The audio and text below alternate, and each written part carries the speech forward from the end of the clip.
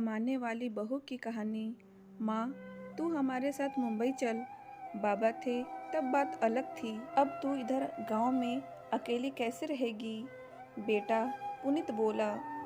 मैं सोच में पड़ गई। दिल का दौरा आने से पति अचानक से मृत्यु हो गई थी।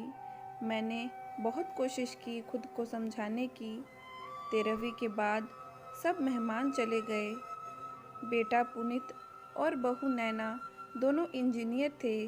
बेटा और बहू के साथ रहने जाना मत, ऐसी मेरी एक सहेली ने कहा था, क्योंकि कमाने वाली बहू को बूढ़ी सास जरा सी भी पसंद नहीं होती। तेरे वहाँ जाने से उनकी स्वतंत्रता में बाधा आएगी और वह तुझे ताना मार मार के तेरा जीना हराम कर देंगे। जाने दो। भाई जब तक जिंदा थे तब उन्होंने अपनी सारी प्रॉपर्टी अपने बेटे के नाम पर कर दी थी। ऐसी परिस्थिति में बेटा और बहू यह मकान बेच सकते हैं और घर के सब पैसे लेकर तुझे एक एक पैसों के लिए तरसाएंगे। बेटे और बहू के साथ जाने के अलावा मेरे पास दूसरा कोई विकल्प नहीं था। 65 साल की उम्र में मेरे घुटनों के दर्द की वजह से मुझे हमारा राशन दुकान चलाना भी आसान नहीं लग रहा था। 13वीं का पूरा खर्च बेटे ने उठाया, पर छोटे मोटे खर्च के लिए बेटे के सामने हाथ फैलाना मुझे पसंद नहीं था और हमने बचाए हुए थोड़े पैसे मुझसे खर्च हो गए थे। अब परिस्थिति ऐसी थी कि मेरे पास 50 रुपए भी नहीं थे और यह बातें सोचने में मैं पुनीत को कोई उत्तर नहीं दे सकी। इतने में नैना बोली, माँ, मुझे बताओ कि कौन सी साड़ी रखनी है। मैं आपकी बैग पैक कर रही हूँ। जब नैना ने ऐसा कहा तब मैं उसे कुछ कह नहीं पाई। चुप रहकर उनके साथ मुंबई आई। पुनीत और नैना यह दोनों मेरा बहुत ख्याल रखते थे। हम सब साथ बैठकर खाना खाते थे। उनकी याद नहीं आनी चाहिए, इसलिए दोनों मुझे बहुत खुश रखने का प्रयत्न करते थे। मेरा 7 साल का पोता रेहान तो दादी दादी कहते हुए मेरे पीछे पीछे भागता था। मैंने कोई भी चीज़ मंगाई वह मुझे तुरंत लाकर देता था। ये सब देखकर मेरे मन को बहुत शांति मिलती थी। मैं सोचने लगी कि लोग बेवजह ही आजकल के लड़के और लड़कियों को बदनाम करते हैं और कहते हैं कि बूढ़े माँ बाप का सम्मान नहीं करते, उनकी देखभाल नहीं करते। खासकर बहू कमाने वाली होगी तो सास को ठोकरों पर रखेगी। लेकिन मैंने देखा कि ये सारी सिर्फ बातें थीं। हर उंगली की तरह हर बहू सेम नहीं होती। आज सब ने बाहर घूमने का प्लान बनाया था। हम सब मॉल में गए। उधर घूमते घूमते पुनीत और नैना एक दुकान में कुछ खरीदने के लिए रुके। मैं और रेहान थोड़ा आगे गए। आइसक्रीम की दुकान देखते ही रेहान बोला, दादी, मुझे आइसक्रीम खानी है। मेरे ऊपर जैसे बिजली ही गिरी, क्योंकि मेरे पास तो पैसे ही नहीं थे। दिन में कभी मुझे पैसे की ज़रूरत नहीं पड़ी, अभी क्या करें?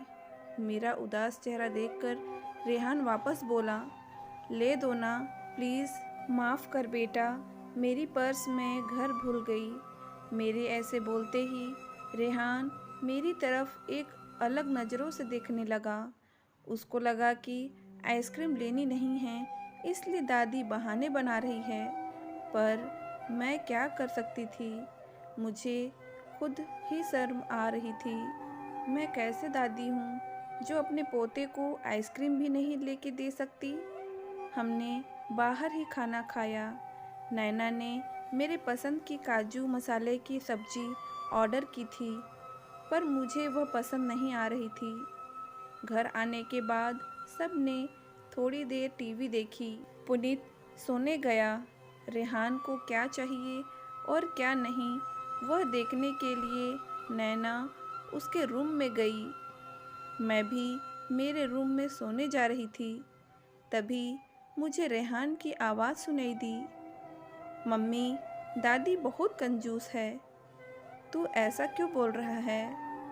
हाँ मम्मी, जब हम मॉल में घूम रहे थे तब मैंने दादी से आइसक्रीम मांगी तो वह कहने लगी कि मेरे पर्स घर भूल गई हूँ। यह अच्छा है क्या मम्मी? कंजूस दादी। रेहान क्या है? दादी के बारे में ऐसे बोलने से पहले तुमने सोचा नहीं क्या?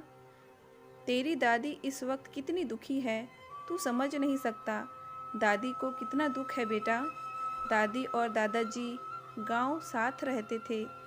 तभी अचानक दादाजी हम सबको हमेशा के लिए छोड़कर चले गए।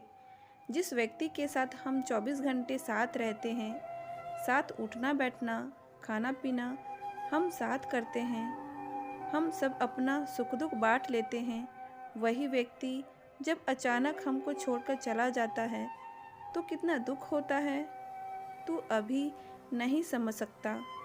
सोच, अचानक तेरे मम्मी पापा तेरे से बहुत दूर गए, इतने दूर कि वह कभी वापस नहीं आए, तब तुझे बुरा नहीं लगेगा क्या? नहीं मम्मी, मैं तुम दोनों के बिना नहीं रह सकता, रेहान बोला। बेटा, फिर सोच कि दादाजी बिना तेरी दादी कैसे रहती होगी। ऐसी परिस्थिति में वह अपना पर्स घर भूल गई होगी। तूने उनको कंजूस कहा? उनका प्यार तुझे नहीं दिखा क्या? जब भी तुझे स्कूल से आने में 5 मिनट या 10 मिनट भी लेट हो जाता है तब वह बालकनी में खड़ी रहकर तेरी राह देखती हैं। उनके घुटने दर्द हो करते हैं। तभी भी बेटा, किसी के बारे में अपनी राय बनाने से पहले उस व्यक्ति के दृष्टिकोण से सोचना चाहिए। यह बातें सुनकर मुझे मेरी बहू पर बहुत अभिमान हुआ। उसकी जगह मैं रहती तो कदापि मैं मेरे लड़के को इतने अच्छे से समझा नहीं पाती। दूसरे दिन सुबह पुनीत ऑफिस गया और रेहान स्कूल। नैना ऑफिस में जाते जाते मेरे हाथ में कुछ पैसे देने लगी। ये क्या है बेटा? मुझे पैसों की क्या ज़रूरत है? मैं बोली, माँ, किसको कब पैसों की ज़रूरत पड़ जाए कह नहीं सकते। आप मंदिर जाते हो, कभी दान पेटी में डालो, कभी रेहान को कोई चीज़ के लिए जिद की तो आप उसे वह चीज़ ले देना। पर बेटा, माँ, जब यही पैसे पुनीत ने आपको दिए होते तो आपने मना किया होता क्या? नहीं ना। आपकी बहू भी कमाती है तो आप अपनी बहू से पैसे क्यों नहीं ले सकती? नैना का कहना सुन के मेरी आंखों से आंसू आने लगे। जो मेरे बेटा नहीं समझ सका वह मेरी बहू ने समझा। मेरी बहू जैसी बहू सबको मिले, मैंने भगवान से प्रार्थना की। ऐसी बहू मुझे हर जन्म में मिले। लोग बिना कारण कुछ कमाती हुई बहुओं का दुर्व्यवहार देखकर सब कमाती हुई बहुओं को दोष देते हैं। कुछ बहुएं नैना जैसी समझदार, सुलझी और बड़ों का आदर करने वाली होती हैं। तो दोस्तों, इस कहानी से आपको क्या सीख मिली हमें कमेंट बॉक्स पर ज़रूर बताएं और इसी तरह की प्रेरणादायक स्टोरी पाने के लिए हमारे इस चैनल को लाइक करें, शेयर करें एंड सब्सक्राइब करें। Thank you.